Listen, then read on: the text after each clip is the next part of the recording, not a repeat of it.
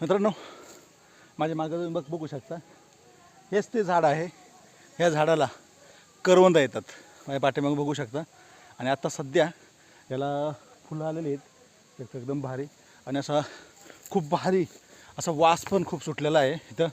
असा एकदम जसं आपण म्हणजे आपण इथं झाडापाशी आता उभा आहे, त्यामुळं मी ते वास कसा येतो आहे, खूपच सुंदर असा वास येतो आहे. आणि हेच ते झाड, ह्या झाडाला करवंद, आपण जे डोंगरचे काळी मैना म्हणतो, तर ह्या ठिकाणी हे येतं.